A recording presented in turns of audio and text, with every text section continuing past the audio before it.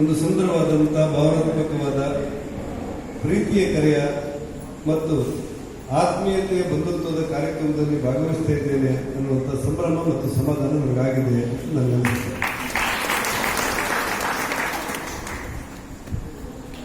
ನಾನು ರಾಮಚಂದ್ರ ಉಪಾಧ್ಯಾಯರು ಈ ವ್ಯವಸ್ಥಾಪನಾ ಸಮಿತಿ ಅಧ್ಯಕ್ಷರು ಮತ್ತು ತಂಡ ಈ ಒಂದು ಕಾರ್ಯಕ್ರಮದಲ್ಲಿ ಭಾಗವಹಿಸಬೇಕು ಅಂತೇಳಿ ಹೇಳಿದಾಗ ರಾಜು ಪೂಜಾರು ಜೈ ಪೂಜಾರು ಇವರೆಲ್ಲರೂ ಫೋನ್ ಮಾಡಿ ಸಮಯ ಕೇಳಿದಾಗ ನಾನು ಬರ್ತೇನೆ ಹೇಳ್ತೀನಿ. ಬೇರೆ ಬೇರೆ ಕಾರಣಕ್ಕೆ ಕೆಲಸಗಳೆಲ್ಲ ಬದಲಾದಾಗ ಒಂದಷ್ಟು ದಿವಸ ಬದಲಾವಣೆ ಮಾಡಿ ಪುನಃ ಬರ್ತೇನೆ. ಆಶ್ಚರ್ಯ ಅಂದರೆ ಕರ್ನಾಟಕ ರಾಜ್ಯದಲ್ಲಿ 3 ಸಾರಿ ನನಗೆ ಮಂತ್ರಿ ಆಗಕ್ಕೆ ಅವಕಾಶ ಆಗಿದೆ, 1 ಸಾರಿ ವಿರೋಧ ಪಕ್ಷ ನಾಯಕರಾಗಕ್ಕೆ ಅವಕಾಶ ಆಗಿದೆ.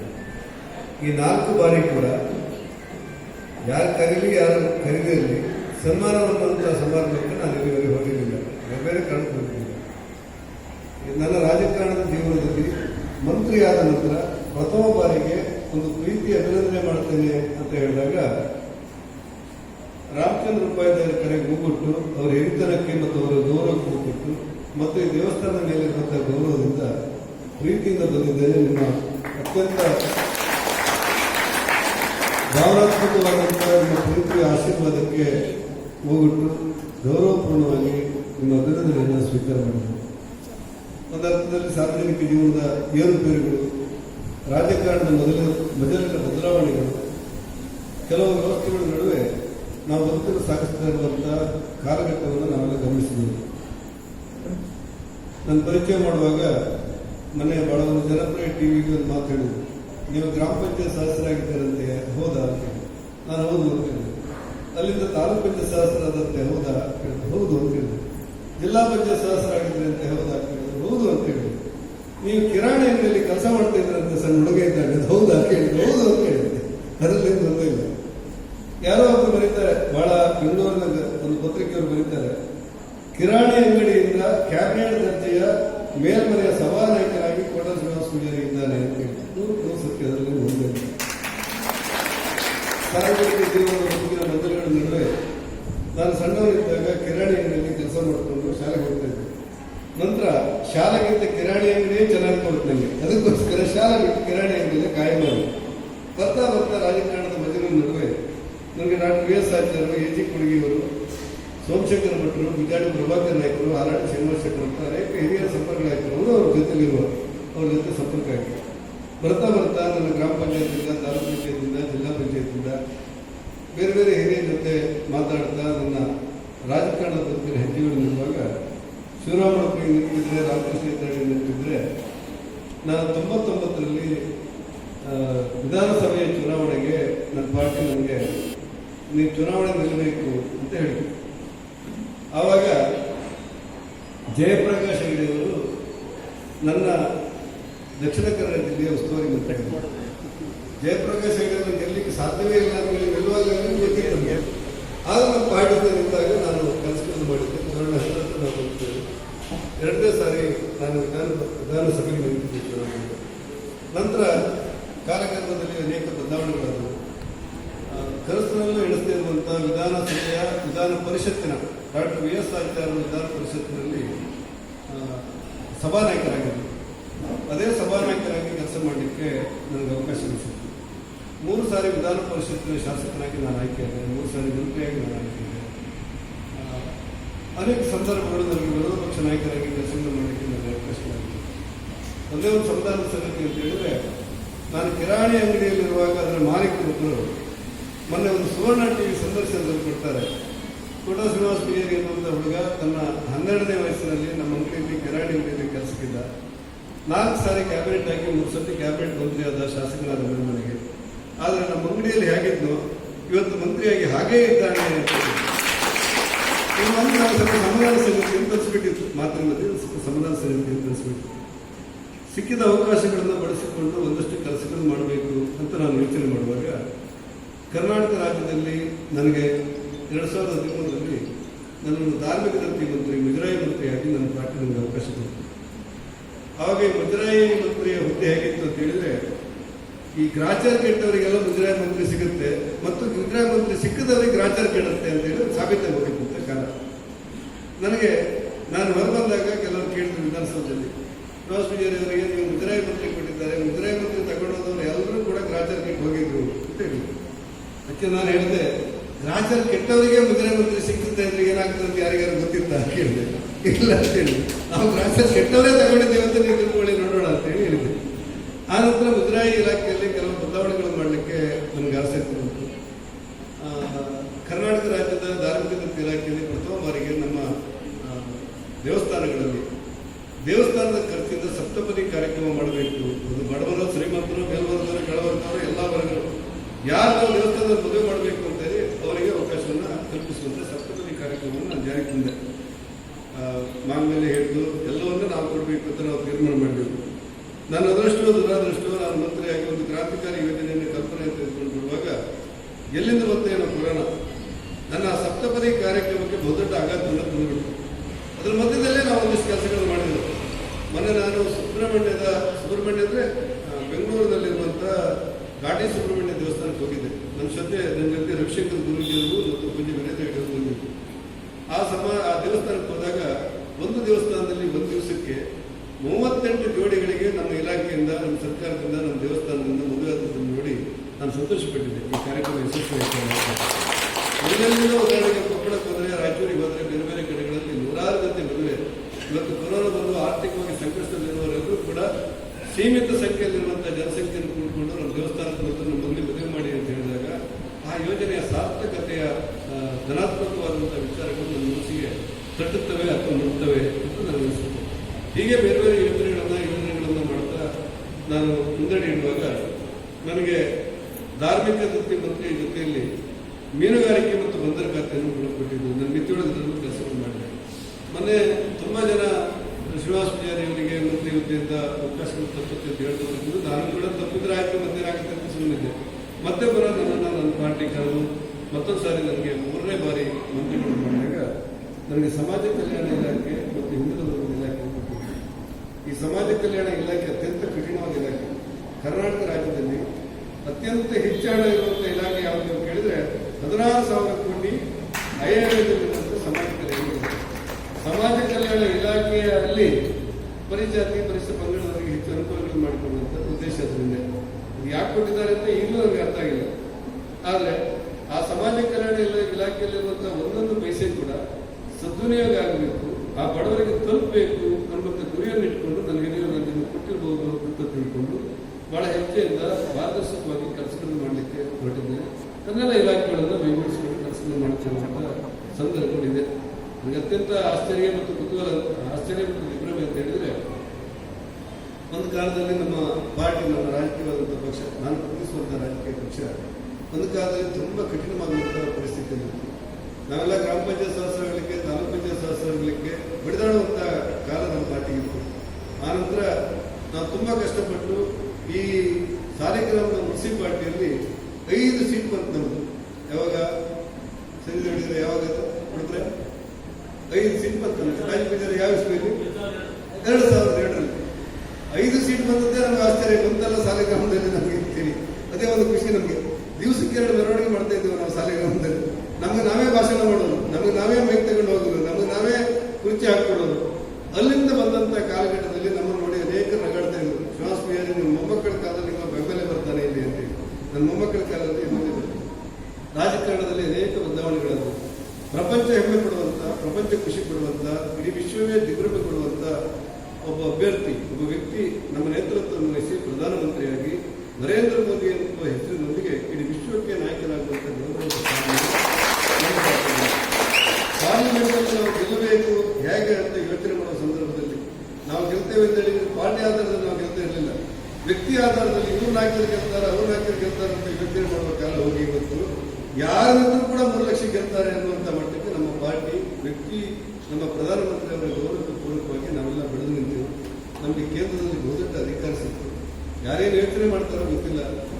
ಎಂಥ ಬದಲಾವಣೆಗಳು ರಾಷ್ಟ್ರದಲ್ಲಿ ಆಯಿತು ಅಂದರೆ, ಕೋಟಾ ಶ್ರೀನಿವಾಸ ಪೂಜಾರಿ ಅಂತ ಒಬ್ಬ ಸಾಮಾನ್ಯ ಗ್ರಾಮ ಪಂಚಾಯತ್ ಸದಸ್ಯನೊಬ್ಬ ದಿಗ್ಭ್ರಮೆಯಿಂದ ನನ್ನ ಪಾರ್ಟಿಯನ್ನು ನಾನು ನೋಡ್ತಾ ಇದ್ದರೆ ಆಗಿರುವಂಥ ಬದಲಾವಣೆಗಳ ಘಟ್ಟ ನನ್ನನ್ನು ಇವತ್ತು ದಿಗ್ಭ್ರಮೆ ಅಂತ ಅನಿಸುವಂಥ ಮಟ್ಟಿಗೆ ನಾವೆಲ್ಲ ಸಣ್ಣವರಿದ್ದಾಗ ಅಲ್ಲೆಲ್ಲ ಸಭೆ ಮಾಡ್ತಾ ಇದ್ವಿ.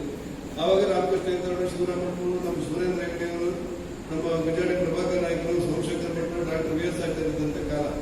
ನಮ್ಮ ಸಭೆಗೆ ಜನ ಬರ್ತಾ ಇರಲಿಲ್ಲ. ನಾವೇ ನಮ್ಮ ಬೈಕ್ ತಗೊಂಡೋಗಿ ನಾವೇ ಭಾಷಣ ಮಾಡ್ತಾ ಇದ್ದಂಥ ಕಾಲ ಇದ್ದಾಗ ಆಗ ನಾವು ಹೇಳ್ತಾ ಇದ್ವಿ, ನಮ್ಮ ಸರ್ಕಾರ ಬಂದರೆ, ನಮ್ಮ ಪ್ರಧಾನಿ ಬಂದರೆ, ನಮ್ಮ ಪಾರ್ಟಿ ಬಂದರೆ 370 ನಾವು ರದ್ದು ಮಾಡ್ತೇವೆ ಅಂತ ಹೇಳ್ತಿದ್ವಿ. 370 ಅಂದ್ರೆ ಹೇಳುವ ನಮಗೂ ಪೂರ್ಣ ಗೊತ್ತಿರಲಿಲ್ಲ, ಕೇಳಿಸ್ಕೊಂಡವರಿಗೆ ಅರ್ಥ ಆಗಿರಲಿಲ್ಲ.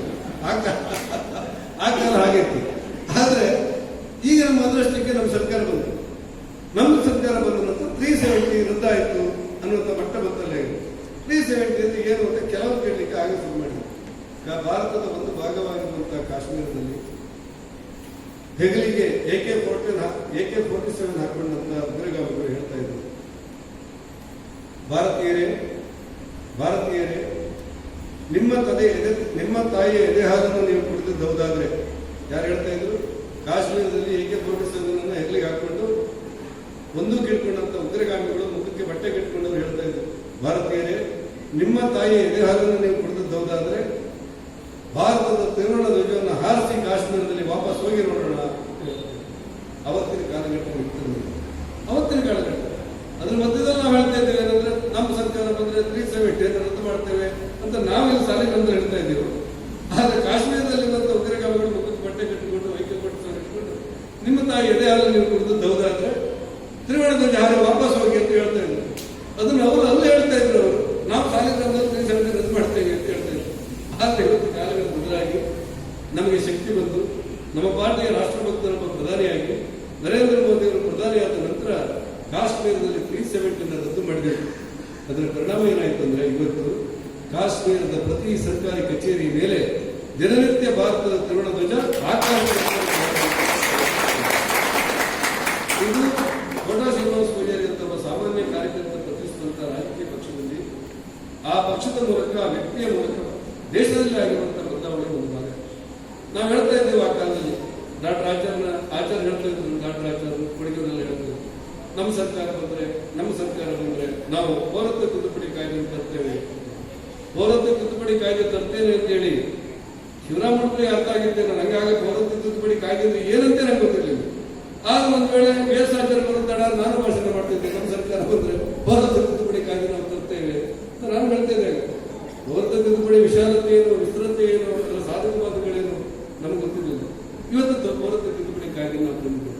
ಪೌರತ್ವ ತಿದ್ದುಪಡಿ ಕಾಯ್ದೆ ತಂದಾಗ ನಾವು ಸಮರ್ಥನೆ ಮಾಡಿದ್ದೇವೆ ಅನ್ನೋ ಕಾರಣಕ್ಕೆ ಅನೇಕರು ವಿರೋಧ ಮಾಡಿದವರು ಇದ್ರು, ಇಲ್ಲ ಅಂತಿರಲಿಲ್ಲ.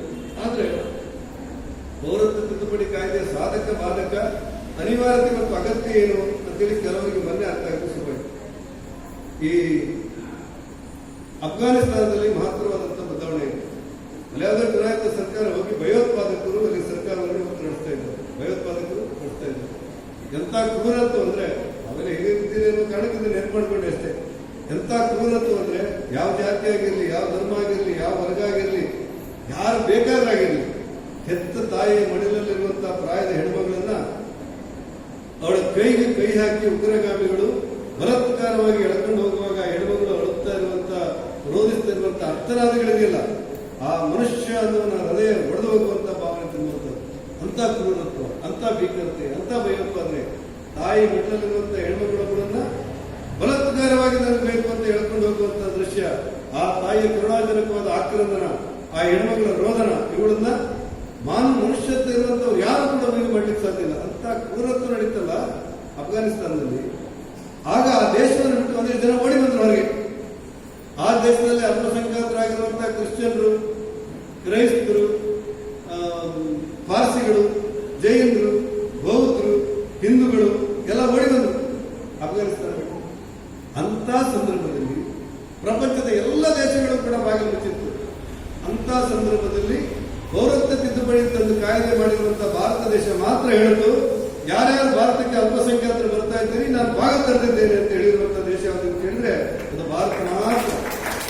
ಆವಾಗ ಈ ವಿರೋಧ ಮಾಡಿದವರಿಗೆಲ್ಲ ಇದಾಯ್ತು, ಇದು ನಮ್ಮ ವಿರೋಧಕ್ಕಲ್ಲ, ಬೇರೆ ದೇಶದಲ್ಲಿ ಭಾರತೀಯರು ಸಂಕಷ್ಟದಲ್ಲಿದ್ರೆ ಅವ್ರನ್ನ ಬಾಗಿಲಿಗೆ ತೆರಲಿಕ್ಕೆ ತಂದಿರುವಂತಹ ಪೌರತ್ವ ತಿದ್ದುಪಡಿ ಕಾಯ್ದೆ ಅಂತ ಹೇಳಿ ಆವಾಗ ಕೆಲವರಿಗೆ ಗೊತ್ತಾಗಿ ನಾವು ಮೆರವಣಿಗೆ ಮಾಡೋದು ತಪ್ಪಾಗಿದ್ದಂತೆ ಗುಟ್ಟಲ್ಲಿ ಹೇಳಲಿಕ್ಕೆ ಪ್ರಾರಂಭ ಮಾಡ್ತಾರೆ. ನಾವು ಹೇಳಿದ್ವಿ ಹೀಗೆ ರಾಜಕಾರಣದಲ್ಲಿ ಬದಲಾವಣೆಗಳಾಯಿತು, ಅಧಿಕಾರದಲ್ಲಿ ಬದಲಾವಣೆಗಳಾಯಿತು, ವ್ಯವಸ್ಥೆಗಳಲ್ಲಿ ಬದಲಾವಣೆಗಳಾಯಿತು. ಪೂಜಾರಿ ಅಂತ ಒಬ್ಬ ಸಾಮಾನ್ಯ ಕಾರ್ಯಕರ್ತ ಗ್ರಾಮ ಪಂಚಾಯತ್ ಸದಸ್ಯನಾಗಲಿಕ್ಕೆ ಬಡಿದಾಡುವಂತ ಕಾಲ ಹೋಗಿ ಇವತ್ತು ನಮ್ಮ ಸರ್ಕಾರ ನಮ್ಮ ದೇಶದಲ್ಲಿ ಬಂದಿರುವಂತಹ ವ್ಯವಸ್ಥೆಗಳನ್ನ ನಾವು ಗಮನಿಸಿದ್ದೇವೆ. ರಾಮಜನ್ಮ ಇವತ್ತು ವಿಷ್ಣುಮೂರ್ತಿ ದೇವಸ್ಥಾನದಲ್ಲಿ ನಾವೆಲ್ಲ ಒಟ್ಟಾಗಿ ಒಂದಾಗಿ ನೆಮ್ಮದಿಯಾಗಿ ಕೂಡಿದ್ದೇವೆ. ಆ ನೆಮ್ಮದಿ ಹಿಂದೆ ಸರ್ಕಾರದ ಸಾರ್ಥಕವಾದಂಥ ದಿಟ್ಟತನ ಇದೆ. ರಾಮ ಜನ್ಮಭೂಮಿ ಅಯೋಧ್ಯೆಯಲ್ಲಿ ರಾಮ ಜನ್ಮಭೂಮಿಯನ್ನು ನಿರ್ಮಾಣ ಮಾಡಬೇಕು ಅಂತ ಹೇಳಿ ಲಾಲ್ ಕೃಷ್ಣ ಅಡ್ವಾಣಿ ಅವರು ಇದೇ ಸಾಲಿನಂತ ರಾಷ್ಟ್ರೀಯ ಹೆದ್ದಾರಿ ರಥಯಾತ್ರೆ ಮಾಡಿದ್ದನ್ನು ಅನೇಕರಿಗೆ ನೆನಪಿರಬಹುದು ಅಂತ ನಾನು ಅಂದ್ಕೊಂಡ್ರೆ, ಆ ಸಂದರ್ಭದಲ್ಲಿ ಶಿವರಾಮ ಕಾರಂತರ ಮನೆಗೆ ರಾಮ ಜನ್ಮಭೂಮಿಯನ್ನು ನಾವು ಮಾಡ್ತಾ ಇದ್ದೇವೆ, ಸಹಿ ಹಾಕಿ ಅಂತ ಹೇಳಿ ಶಿವರಾಮಪ್ಪರು ಮತ್ತು ತಂಡ ಹೋಗ್ತಾರೆ. ಆಗ ಶಿವರಾಮ ಕಾರಂತರು ಹೇಳ್ತಾರೆ, ಆಯ್ತು ಅಯೋಧ್ಯೆಯಲ್ಲಿ ರಾಮ ಜನ್ಮಭೂಮಿ ಮಾಡಿ ಅಂತ ನಮ್ಗೆ ಸಹಿ ಹಾಕ್ತಾರೆ. ಮರುದಿವಸ ಮಾಧ್ಯಮಗಳು ಟೀಕೆ ಮಾಡ್ತವೆ. ಶಿವರಾಮ ಕಾರಂತರಂತ ಜ್ಞಾನಪೀಠ ಪ್ರಶಸ್ತಿ ಪಡೆದಂತ ಸಾಹಿತ್ಯೊಬ್ಬ ಕೋಮುವಾದಿಗಳಾಗಿರುವಂತಹ ನಮ್ಮ ಪಾರ್ಟಿಯ ಹಿನ್ನೆಲೆಯಲ್ಲಿ ಹೋಗಿ ರಾಮ ಜನ್ಮಭೂಮಿಗೆ ಸಹಿ ಹಾಕಿದ್ದಾರೆ ಅಂತ ಟೀಕೆ ಮಾಡ್ತಾರೆ. ಆಗ ಶಿವರಾಮ ಕಾರಂತರ ಮರುದಿವಸ ಏನು ಉತ್ತರ ಕೊಡ್ತಾರೆ ಅಂತ ಹೇಳಿದ್ರೆ, ನನ್ನೊಬ್ಬನ ಸಹಿಯಿಂದ ಬದಲಾವಣೆ ಆಗುವುದಿಲ್ಲ ಅಂತ ನನಗೆ ಖಚಿತ ಇದೆ. ಆದ್ರೆ ಬಂದವರ ಮನಸ್ಸಿಗೆ ಸಮಾಧಾನ ಆಗಲಿ, ನಾನು ಕೂಡ ರಾಮ ಜನ್ಮಭೂಮಿ ಪರವಾಗಿದ್ದೇನೆ ಅನ್ನೋದು ಗೊತ್ತಾಗಲಿ ಅನ್ನೋ ಕಾರಣಕ್ಕೆ ನಾನು ಸಹಿ ಹಾಕಿದ್ದೇನೆ ಅಂತೇಳಿ ಇಲ್ಲಿ ಮುಗಿಸಿಬಿಡ್ತೀನಿ. ರಾಮ ಜನ್ಮಭೂಮಿ ಆಗಬೇಕು ಬೇಡ ಅನ್ನೋದು ಬೇರೆ. ಆದ್ರೆ ಸಮಸ್ತ ಹಿಂದೂಗಳ ಭಾವನಾತ್ಮಕವಾದ ಸಂಬಂಧ ಇರುವಂತಹ ಅಯೋಧ್ಯೆಯಲ್ಲಿ ರಾಮ ಜನ್ಮಭೂಮಿ ಆಗಬೇಕು ಅಂತ ಏನು ತೀರ್ಮಾನ ಆಗಿತ್ತು, ಆ ತೀರ್ಮಾನಕ್ಕೆ ಆ ವಿರೋಧಗಳು ಬಂದಿತ್ತು, ಎಲ್ಲಿವರೆಗೆ ಬಂದಿತ್ತು ಅಂತ ಹೇಳಿದ್ರೆ, ರಾಷ್ಟ್ರ ನಡೆಸುವಂತಹ ಬಹುದೊಡ್ಡ ಅನೇಕ ನಾಯಕರು ಹೇಳ್ತಾ ಇದ್ರು, ರಾಮ ಜನ್ಮಭೂಮಿಯನ್ನು ಎಲ್ಲಿಯಾದರೂ ಅಯೋಧ್ಯೆಯಲ್ಲಿ ನೀವು ಮಾಡಿದರೆ ಭಾರತದಲ್ಲಿ ರಕ್ತದ ಓಕುಳಿ ಹರಿಯುತ್ತೆ ಅಂತ. ಭಾರತದಲ್ಲಿ ರಕ್ತದ ಓಕುಳಿ ಹರಿಯುತ್ತೆ. ಅವ್ರ ಮಾತನ್ನು ಕೇಳಿ ನಾನು ಕೂಡ ಬೆದರಿ ಹೋಗಿ. ಆದರೆ ಭಾರತದಲ್ಲಿ ಬದಲಾವಣೆ ಸಮರ್ಥ ನಾಯಕತ್ವ ಬಂದರು.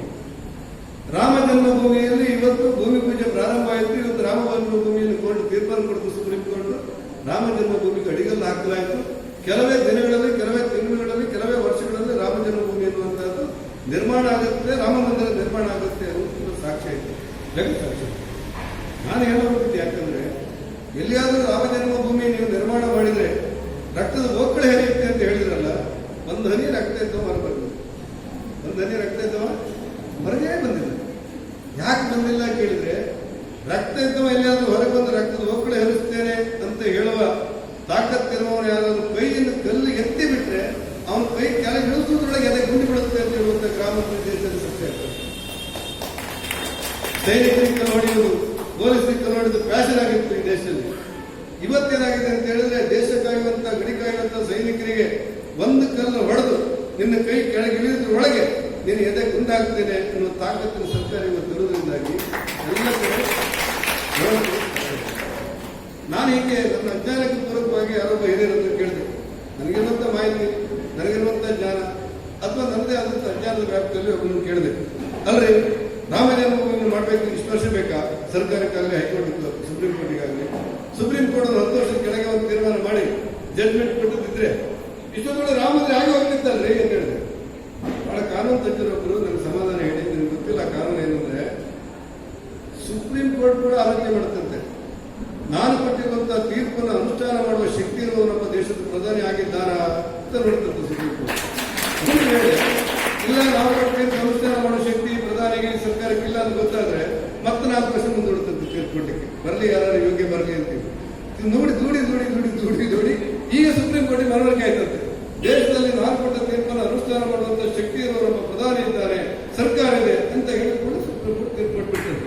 ಅಂತ ಕಾನೂನು ತಜ್ಞರು ಹೇಳಿದ್ದು ನಾನು ಹೇಳಿದ್ದಲ್ಲ, ನಾನು ಹೇಳಿದ್ದೇನೆ ಕಾನೂನು ತಜ್ಞರು. ಯಾಕಂದ್ರೆ ನಾನು ಯಾಕೆ ಹೇಳಿ ಹೊಟ್ಟೆ, ಸಾಮಾನ್ಯ ಗ್ರಾಮ ಪಂಚಾಯತ್ ಸದಸ್ಯರಾಗಿದ್ದಂತ ಕೋಟ ಶ್ರೀನಿವಾಸ ಪೂಜಾರಿ ಅಂತ ಸಾಮಾನ್ಯ ಮನುಷ್ಯನೊಬ್ಬ ಇವತ್ತು ನನ್ನ ಜೀವಿತದ ಕಾಲದಲ್ಲಿ ನಮ್ಮ ಕನಸುಗಳೇನಿತ್ತು, ಹಿಂದೆ ನಮ್ಮ ಏನೇನು ಕನಸುಗಳಿದ್ದು ಇವತ್ತು ನನಸಾಗುವಂತ ಕಾಲಘಟ್ಟದಲ್ಲಿ ಇದ್ದೇವೆ.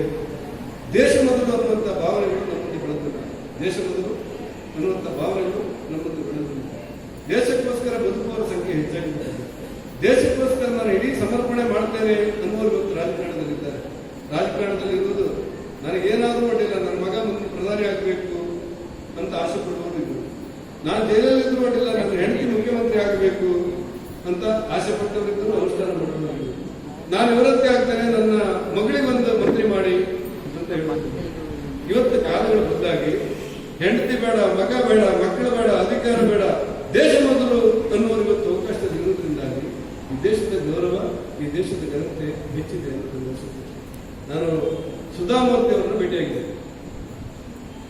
ಸುಧಾಮೂರ್ತಿ ಅವರ ಭೇಟಿಯಾಗಿ ಅವರಿಗೊಂದು ನನ್ನದೇ ಆದಂಥ ಒಂದು ಪುಸ್ತಕವನ್ನು ಕೊಟ್ಟು ಹೇಳಿದೆ, ಈ ದೇಶದಲ್ಲಿ ಮಾತ್ರವಾದಂಥ ಬದಲಾವಣೆ ಆಗ್ತಾ ಇದೆ ಸುಧಾಮೂರ್ತಿ ಅವರೇ, ನೀವು ಈ ನಮಗೆ ಮಾರ್ಗದರ್ಶನ ಕೊಡಬೇಕು ಅಂತ ಹೇಳಿದೆ.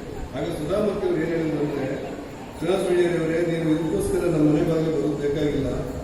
ನಾನು ಅಮೆರಿಕಕ್ಕೆ ಹೋದರೆ, ನಾನು ಬ್ರಿಟನ್ನಿಗೆ ಹೋದರೆ, ನಾನು ಬೇರೆ ಬೇರೆ ಕಡೆ ಹೋದರೆ, ಮೊದಲು ಒಂದು ಕಾಲದಲ್ಲಿ ಇಂಡಿಯನ್ಸ್ ಅಂತೇಳಿ ನಮ್ಮ ನಿರ್ಲಕ್ಷ್ಯ ಮಾಡ್ತಾ ಇದ್ರು.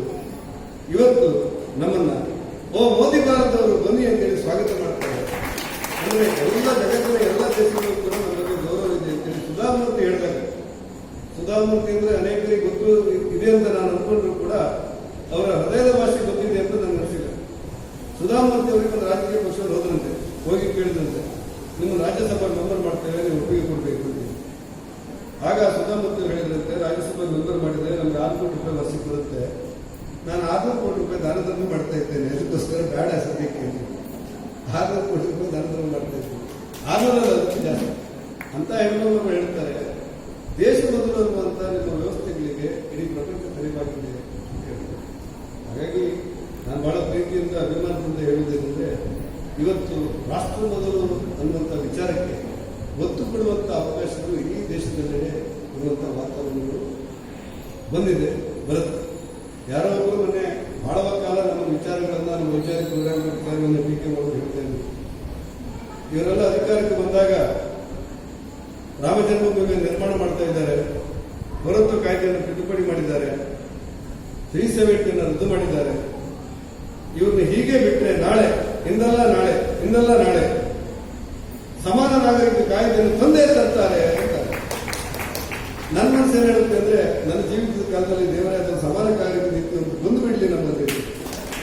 ಅವೆಲ್ಲ ಇರುವಾಗಲೇ ಆ ಸಮಾನ ನಾಗರಿಕ ನೀತಿ ಒಂದೇ ಬಿಡ್ಲಿ ದೇವರೇ ಅಂತ ಅನ್ಸ್ಬಿಡ್ತೇವೆ. ಇದು ದೇಶದಲ್ಲಿ ಆಗಿರುವಂತಹ ಬದಲಾವಣೆ. ದೇಶದಲ್ಲಿ ಆಗಿರುವಂತಹ ಬದಲಾವಣೆ ಹಿನ್ನೆಲೆಯಲ್ಲಿ ನಾವೆಲ್ಲ ಸಾಕ್ಷಿದಾರರಾಗಿದ್ದೇವಲ್ಲ, ಇದೆಲ್ಲ ನಮ್ಗೆ ಅತ್ಯಂತ ಖುಷಿ ಕೊಡುವಂಥ ವಿಚಾರಗಳು ಅಂತ ಅನ್ಸುತ್ತೆ.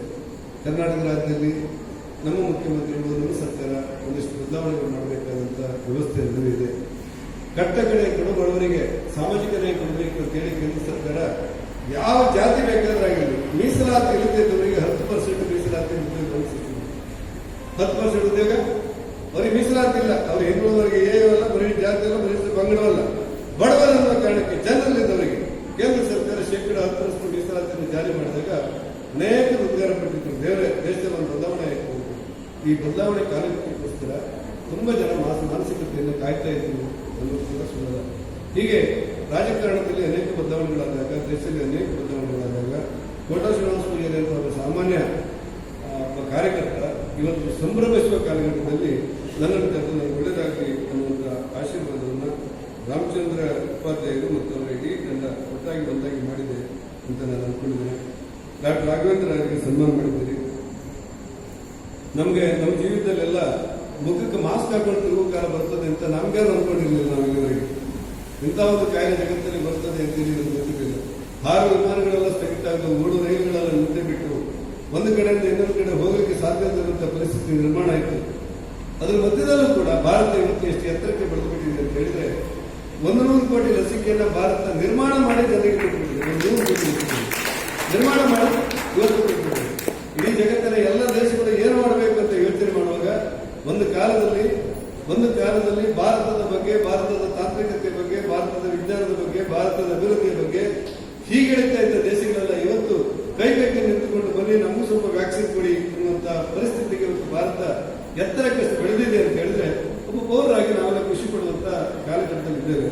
ಅಂತ ಕೊರೋನಾ ಸಂದರ್ಭದಲ್ಲಿ ನಮ್ಮ ಡಾಕ್ಟರ್ ರಾಘವೇಂದ್ರ ರಾಯರು 6 ವರ್ಷ ದುಡಿದಿದ್ದಾರೆ ಎಂಬ ಕಾರಣಕ್ಕೆ ಅವರಿಗೆ ಅಭಿನಂದನೆ ಮಾಡಿದ್ದಾರೆ.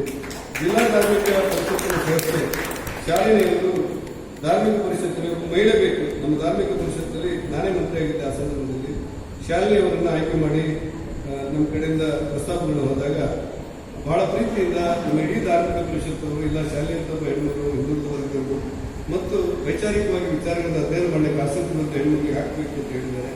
ಆ ಧಾರ್ಮಿಕ ಪರಿಷತ್ತಿನ ಸದಸ್ಯರಾಗಿರುವಂಥ ಶಾಲಿನಿ ಸುರೇಶ್ಗೆ ಸನ್ಮಾನ ಮಾಡಿದ್ದೀರಿ. ಸಮಾಜದಲ್ಲಿ ಅನೇಕ ವಿಚಾರಗಳ ಬಗ್ಗೆ ಕೊರೋನಾ ಸಂದರ್ಭದಲ್ಲಿ ವಾರಿಯರಾಗಿ ಕೆಲಸ ಮಾಡಿ, ಈ ಸತ್ತವರು ಯಾರು ಅನ್ನೋ ಪ್ರಶ್ನೆ ಬೇರೆ, ಅವರಿಗೆ ಸಂಸ್ಕಾರ ಮಾಡುವವರೇ ಸಿಕ್ಕುದಿಲ್ಲ ಅಂತ ಕಾಲ. ಡಿ ದರ್ಜೆ ನೌಕರರಿಗೆ ನಾನು ದಕ್ಷಿಣ ಕನ್ನಡ ಜಿಲ್ಲೆ ಉಸ್ತುವಾರಿ ಮಂತ್ರಿಯಾಗಿದ್ದಾಗ 60 ಹಾಸ್ಪಿಟಲ್ಗಳಲ್ಲಿ ನಾನು ನಮ್ಮ ಕಡೆಯಿಂದ ಕೊರೋನಾ ಟ್ರೀಟ್ಮೆಂಟ್ ಕೊಟ್ಟಿದ್ದೆ. ಹೋಗಿ ಯಾರೋ ಮೆಡಿಕಲ್ ಕಾಲೇಜ್ ಮಾಡಿ ಇಟ್ಟಿದ್ರು. ಈ ದಕ್ಷಿಣ ಕನ್ನಡ ಜಿಲ್ಲೆ ಮತ್ತು ಉಡುಪಿ ಜಿಲ್ಲೆ ಭಾರತದಲ್ಲಿ ಶಿಕ್ಷಣದಲ್ಲಿ ಮತ್ತು ಆರೋಗ್ಯದಲ್ಲಿ ಪ್ರಥಮ ಸ್ಥಾನದಲ್ಲಿದೆ. ನಮಗೆ ಗೊತ್ತಿರಬೇಕು, ಇಡೀ ಭಾರತದಲ್ಲಿ ಶಿಕ್ಷಣದಲ್ಲಿ ಮತ್ತು ಆರೋಗ್ಯದಲ್ಲಿ ಪ್ರಥಮ ಸ್ಥಾನಕ್ಕೆ 2-3 ಜಿಲ್ಲೆಗಳು ಬಂದರೆ ಅದರಲ್ಲಿ ನಮ್ಮ ದಕ್ಷಿಣ ಕನ್ನಡ ಮತ್ತು ಉಡುಪಿ ಜಿಲ್ಲೆಗಳು. ಇದಕ್ಕೆ ನಾವು ರಾಜಕಾರಣಿಗಳು ಕಾರಣ ಅಲ್ಲ. ನಮ್ಮ ಹಿಂದಿನ ಟಿಎಂಗಳು, ನಮ್ಮ ಹಿಂದಿನ ಟಿಎಂಗಳು, ನಮ್ಮ ಹಿಂದಿನ ನಾಗಪ್ಪನವರು, ನಮ್ಮ ಹಿಂದಿನ ಶ್ರೀನಿವಾಸ ಪಲ್ಲಿಯರು ಹೊರತು ಅನೇಕ ಹಿರಿಯರು, ಡಾಕ್ಟರ್ ಆಚಾರ್ಯ ಅಂತವರು, ಇಂಥ ಹಿರಿಯರೆಲ್ಲ ಮಾಡಿರುವಂತಹ ಒಂದು ವ್ಯವಸ್ಥೆಗಳ ನಡುವೆ ನಾವು ಸಂತೋಷ ಅಂದ್ರೆ 8 ಮೆಡಿಕಲ್ ಕಾಲೇಜಿಗೆ ದಕ್ಷಿಣ ಕನ್ನಡ ಜಿಲ್ಲೆಯಲ್ಲಿ 60 ಆಸ್ಪತ್ರೆಯಲ್ಲಿ ನಾವು ಟ್ರೀಟ್ಮೆಂಟ್ ಅನ್ನ ಕೊರೋನಾ ಚಿಕಿತ್ಸೆ ಕೊಟ್ಟಿದ್ದೇವೆ. ಆದರೆ ರಾಜ್ಯದ 15 ಜಿಲ್ಲೆಗಳಿಂದ ನಮ್ಮ ಜಿಲ್ಲೆ ಪೇಷಂಟ್ ಬಂದರು.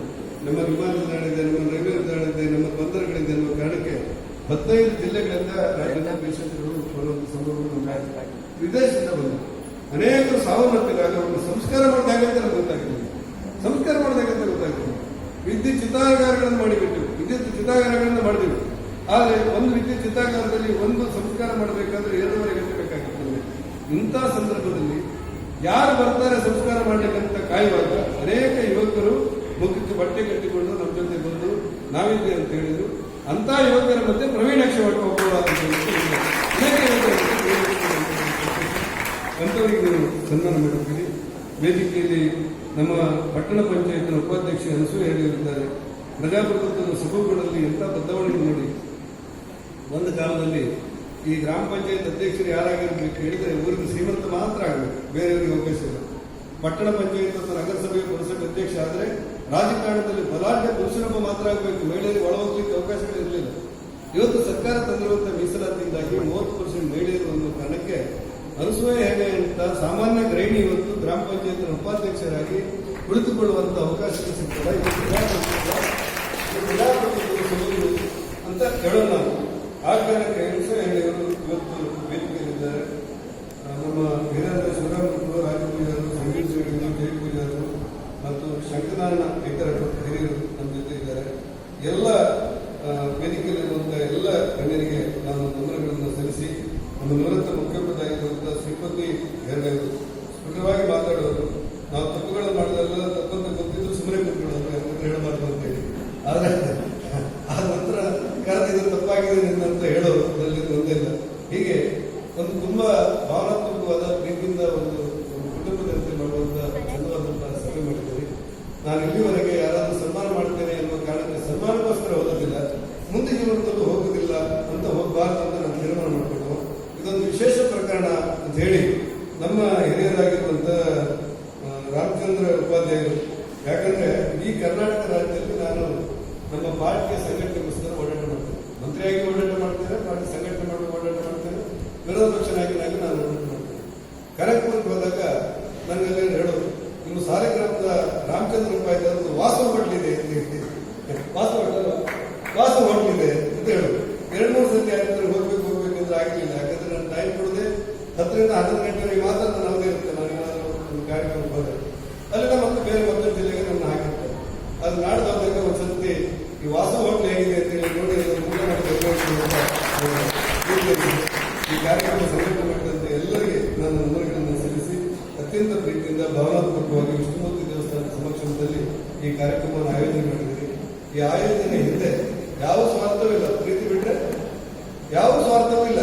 ನಿಮಗೆ ಎಂಥದೂ ಬೇಡ. ನಾನು ಮೊನ್ನೆ ಯಾದಗಿರಿ ಜಿಲ್ಲೆ ಹೋಗಿದ್ದೆ. ಯಾದಗಿರಿ ಜಿಲ್ಲೆಗೆ, ಗುಲ್ಬರ್ಗ ಜಿಲ್ಲೆಗೆ, ಬೀದರ್ ಜಿಲ್ಲೆ ಹೋಗಿದ್ದೆ. ಇಲ್ಲಿಂದ 12 ಗಂಟೆ ಆಗಬೇಕು ಕಾರಲ್ಲಿ ಹೋಗ್ಬೇಕಾದ್ರೆ. ರೈಟಲ್ಲಿ ಹೋಗ್ಬೇಕಾದ್ರೆ ಬೆಂಗಳೂರಿಂದ ಗುಲ್ಬರ್ಗ ಹೋಗ್ಬೇಕಲ್ಲ, ಅಲ್ಲಿ ಹೆಚ್ಚು ಕಡಿಮೆ ರಸ್ತೆ ಎರಡೂ ಕಡೆಯಲ್ಲಿ ಜನ ನಿಂತಿದ್ರು. ಯಾಕೆ ಶ್ರೀನಿವಾಸ ಪ್ರಿಯರು ಬರ್ತಾರೆ ಅಂತ ಹೇಳಿಲ್ಲ, ಸಮಾಜ ಕಲ್ಯಾಣ ಮಂತ್ರಿ ಬರ್ತಾರೆ, ಅವರನ್ನು ಹದ ಹಾಕಬೇಕು ಅಂತೇಳಿ ಹೀಗೆ ಅಲ್ಲಿರೋದನ್ನ ನಾವು ಸಮಾಧಾನಪಡಿಸಿ ಅಲ್ಲಿ ಮೀಸಲಾತಿಯನ್ನು, ಒಳ ಮೀಸಲಾತಿಯನ್ನು, ಸಮಾಜ ಎಷ್ಟೊಂದು ಗೊಂದಲ ಇದೆ ಅಂತ ಹೇಳಿದ್ರೆ ನಾವು ಉಡುಪಿ ಜಿಲ್ಲೆಯವರಿಗೆ, ಸಾಲಿಗ್ರಾಮದವರಿಗೆ, ಕೊಡದವರಿಗೆ ಬದುಕಿನ ಮತ್ತೊಂದು ಮಕ್ಕಳು ಏನಂತ ಹೇಳಿ ನಾವು ತಿಳ್ಕೊಳ್ಳೋದು ಕಷ್ಟ. ಬೀದರಿಗೆ ಹೋಗಿದ್ದೆ, ಅಲ್ಲಿ ಹಂದಿಗೊಂದು ಒಂದು ಜಾತಿ ಅವ್ರ ಸಂಪ್ರದಾಯದ ಪ್ರಕಾರ ಅವ್ರು ಎದುರಿಲಿಕ್ಕಿಲ್ಲ. ಅವ್ರ ಮನೆಯಲ್ಲಿ ಇಷ್ಟೇ ಹತ್ತಿರದಲ್ಲಿ ಹಂದಿ ಕೂಡಿನಷ್ಟೇ ನನ್ನ ಮನೆಯವರು ಹಂದಿಗೆ ಬರ್ಬೋದು. ಅವ್ರಿಗೆ ಯಾಕೆ ಬದುಕ್ತಾರೆ ಅಂತ ಹೇಳಿ ನನಗೆ ಇವತ್ತು ಕೂಡ ಅರ್ಥ ಆಗಿದೆ. ನಾನು ಹಿಂದುಳಿದವರಿಗೆ ಮತ್ತು ಸಮಾಜ ಕಲ್ಯಾಣ ಮಂತ್ರಿ ಆದ್ರಿಂದ ಅವ್ರ ಬದುಕಲ್ಲಿ ಸ್ವಲ್ಪ ಬದಲಾವಣೆ ಮಾಡಬೇಕಾದ್ರೆ ಗುರುತರವಾದ ಜವಾಬ್ದಾರಿ ಸಂವಿಧಾನಬದ್ಧವಾಗಿ ನಾನು ಯಾದಗಿರಿಗೆ ಹೋದಾಗ ಕೆಲವು ಕಟ್ಟುಕದ್ದು ಕಡೆಯಲ್ಲಿ ಹರಣಿ ಶಿಕಾರಿ ಅಂತ ಹೇಳಿ ಒಂದು ಜಾತಿ. ಹರಣಿ ಶಿಕಾರಿ, ಹರಣಿ ಅಂದ್ರೆ ಜಿಂಕೆ. ಜಿಂಕೆಯನ್ನು ಶಿಕಾರಿ ಮಾಡೋದೇ ಆ ಜಾತಿ ಉದ್ಯೋಗ. ಉಪಕಸ್ಬೇನು ಅಂತ ನಾನು ಕೇಳಿದೆ. ಆಯ್ತಪ್ಪ, ನೀವು ಹರಣಿ ಶಿಕಾರಿ ಮಾಡ್ತೀರಿ, ಸಾಧ್ಯ ಇಲ್ಲ. ಈ ಹರಣಿ ಶಿಕಾರಿಯವರು, ಕಡಿತರ ಜಾತಿಯವರು, ಹಂದಿಗಳು ಇರ್ತಾರಲ್ಲ ಸಮಾಜದಲ್ಲಿ, ಅವರ ಬದುಕನ್ನು ನೀವು ಊಹೆ ಮಾಡಲಿಕ್ಕೆ ಸಾಧ್ಯ ಇಲ್ಲ. ಅಂತ ಕಠೋರವಾದಂತ ಬದುಕನ್ನು ಸವಿಸುವಂತಹ ಜನರ ಮಧ್ಯೆ ನಾವಿವತ್ತು ನಮ್ಮಲ್ಲಿ ಒಂದಷ್ಟು ಬದುಕಿನ ಬಗ್ಗೆ ಜಾಗೃತರಾದವರು ಇದ್ದೇವೆ. ನಮ್ಮ ಗುಲ್ಬರ್ಗ ಜಿಲ್ಲೆಯಲ್ಲಿ ಒಂದು ಪ್ರಕರಣ ಬರ್ತದೆ. ಒಬ್ಬಾಕೆ ಹೆಣ್ಮಗಳು ತಾನು ಹೆತ್ತ ಮಗುವನ್ನು ಮಾರಾಟ ಮಾಡ್ತಾರೆ. ತಗೊಂಡವ್ರನ್ನ ನೋಡಿ ಮತ್ತೆ ಕಂಪ್ಲೇಂಟ್ ಕೊಡ್ತಾರೆ, ತಗೊಂಡವ್ರನ್ನ ಅರೆಸ್ಟ್ ಮಾಡ್ತಾರೆ. ಇವಳು ಎನ್ಕ್ವೈರಿ ಮಾಡ್ತಾರೆ, ಅಲ್ಲ ಹೆತ್ತ ಮಗುವನ್ನು ಯಾರು ಕೊಟ್ಟಿದ್ದಾಳೆ, ಮಾರಾಟ ಮಾಡಿದ್ದಾರೆ. ಆಗ ಅವ್ರು ಕೊಟ್ಟು ಹೇಳಿಕೆ ಏನಂದ್ರೆ, ಅವ್ರು ಕೊಟ್ಟು ಹೇಳಿಕೆ ಸತ್ಯ ನೀವೆಲ್ಲ ಹೊಸದು ನೆನ್ಪಟ್ಕೊಂಡಿದ್ದೇವೆ. ಅವ್ರು ಏನ್ ಹೇಳ್ತಾರೆ ಅಂದ್ರೆ, ಹೌದು, ನಾನು ಹೆತ್ತು ಮಗುವನ್ನು ನಾನು ಮಾರಾಟ ಮಾಡ್ತೇನೆ. ಯಾಕೆಂದ್ರೆ ನನ್ನ ಉಳಿದ 3 ಮಕ್ಕಳಿಗೆ ಊಟ ಹಾಕ್ಲಿಕ್ಕೆ ನನಗೆ ಇಲ್ಲ. ಎಂತ ಘೋರವಾದ ಶಬ್ದಗಳು, ಎಂತ ಮಾತುಗಳು, ಅವಳ ಬದುಕಿನ ಒಟ್ಟು ಸಂಕಷ್ಟದ ಯೋಚನೆ ಏನು. ಅವಳು ನಿರಾಳವಾಗಿ ಹೇಳ್ತಾಳೆ, ನನ್ನ ಕೊನೆ ಮಕ್ಕಳು ನಾನು ಮಾರಾಟ ಮಾಡಿದ್ದವರು. ಯಾಕೆ ಹೇಳಿದ್ರೆ ಉಳಿದ 3 ಮಕ್ಕಳಿಗೆ ನಾನು ಊಟ ಹಾಕ್ಬೇಕಲ್ಲ, ಎಲ್ಲಿಂದಲ್ಲಿ ಗಂಡ ಕೆಲಸ ಮಾಡ್ತಾ ಇಲ್ಲ, ಅವ್ನಿಗೆ ಕೆಲಸ ಇಲ್ಲ, ಕೆಲಸ ಮಾಡ್ತಾ ಇಲ್ಲ, ನನಗೆ ಆಗ್ತಾ ಇಲ್ಲ. ಇಂಥ ಹೆತ್ತ ಮಕ್ಕಳನ್ನ ಮಾರಾಟ ಮಾಡಿ ಉಳಿದ ಮಕ್ಕಳಿಗೆ ಊಟ ಹಾಕುವಂತ ಕ್ರೂರತ್ವ ಇರುವಂತ ವ್ಯವಸ್ಥೆಗಳಲ್ಲಿ ನಾವೆಲ್ಲ ಬದುಕ್ತಾ ಇದ್ದೇವೆ. ಹಾಗಾಗಿ ಸಮಾಜವನ್ನು ಕಟ್ಟುವುದು ಸ್ವಲ್ಪದ ಕೆಲಸಗಳಲ್ಲ. ಅದಕ್ಕೋಸ್ಕರ ಒಂದಷ್ಟು ಆದರ್ಶವಾಗಿ ದುಡಿಬೇಕು. ಸಮಾಜದಲ್ಲಿರುವಂತಹ ಕಟ್ಟಕಡೆ ಮನುಷ್ಯನಿಗೆ ಸಾಮಾಜಿಕ ನ್ಯಾಯ ಕೊಡಬೇಕಾದ್ರೆ ಒಂದಷ್ಟು ನಮ್ಮ ತನವನ್ನು ಬಿಟ್ಟು ಕೆಳಗಿಳಿದು ಅವರ ಮಧ್ಯೆ ಬಡಿದಾಡಿ ಏನಾದ್ರೂ ಮಾಡಬಹುದಂತ ಯೋಚನೆ ಮಾಡಬೇಕು. ಆಗತ್ತೆ ಬಿಡುತ್ತೆ ಬೇರೆ. ಹೀಗೆ ಕೆಲವು ಕೆಲಸಗಳನ್ನು ನಾವು ಮಾಡ್ತಾ ಇರುವಾಗಲೇ ನನ್ನ ಹಿರಿಯರನ್ನು ನೀವೆಲ್ಲರೂ ಕರೆದು ನಿಮಗೆ ಶುಭವಾಗಲಿ ಅಂತ ಹೇಳ್ತೀವಿ. 2 ದಿವಸ ರಾಜಕಾರಣ ಮಾಡಲಿಕ್ಕೆ ನಮಗೆ ಬರುತ್ತೆ ಗೊತ್ತಿಲ್ಲ. ನಮಗೆ ಈ ಕರ್ನಾಟಕ ರಾಜ್ಯದಲ್ಲಿ ಹಣ ಖರ್ಚು ಮಾಡದೆ ಯಾರಾದರೂ ರಾಜಕಾರಣ ಮಾಡಬೇಕಂತ ಒಬ್ಬನೇ ಒಬ್ಬ ವ್ಯಕ್ತಿ ಇದ್ರೆ ಅದು ಕೋಟ ಶ್ರೀನಿವಾಸ ಅಂತ ಹೇಳಿ ಪ್ರೀತಿಯಿಂದ ಹೇಳ್ತಾರೆ, ಹೆಮ್ಮೆ ಅಂತ ಹೇಳಿ ಪ್ರೀತಿಯಿಂದ ಹೇಳ್ತಾರೆ. ಆದ್ರೆ ಪರಿಸ್ಥಿತಿ ನೋಡಿದ್ರೆ ಬಹಳ ದಿವಸ ನನ್ನ ರಥ ಹೋಗೋದು ಕಷ್ಟ ಅಂತ ಅನ್ಸುತ್ತೆ. ಯಾಕಂದ್ರೆ ಈ 100 ಕೋಟಿ ಇಟ್ಕೊಂಡೇ ರಾಜಕಾರಣ ಮಾಡೋದ್ರ ಮಧ್ಯೆ ಈ ನಾನು ಬಹಳ ಒಂದು ರಾಜಬಜಾರ ನೆಗಡಬೇಕು ನಿಮ್ಗೆ ಇನ್ನೂ ಅನ್ಬರುತ್ತೆ ಸಲ ಎಲ್ಲ ಕಷ್ಟ. ಇನ್ನು ಬಹಳ ದಿವಸ ಕಷ್ಟ ಆಗೋದು ಕಷ್ಟ. ಆದ್ರೂ ಮಧ್ಯದಲ್ಲೂ ಕೂಡ ನನ್ನ ಮಿತಿಯೊಳಗೆ ನಾನೇನು ಕೆಲಸಗಳನ್ನು ಮಾಡಬೇಕು ಅದನ್ನೆಲ್ಲ ಮಾಡ್ತೇನೆ. ಆದ್ರೆ ಒಂದು ಮಾತು ನಿಮ್ಗೆ ಗೊತ್ತಿರಲಿ, ನೀವತ್ತೇನು ಪ್ರೀತಿಯಿಂದ ಗೌರವದಿಂದ ಸನ್ಮಾನ ಮಾಡಿದ್ದೀರಿ. ಈ ಸನ್ಮಾನಕ್ಕೆ ಚ್ಯುತಿ ಬರ್ತಾ ಇರುವಂತ ರೀತಿಯಲ್ಲಿ ಜೀವನ ಪರ್ಯಂತ ನಡ್ಕೊಳ್ತೇವೆ.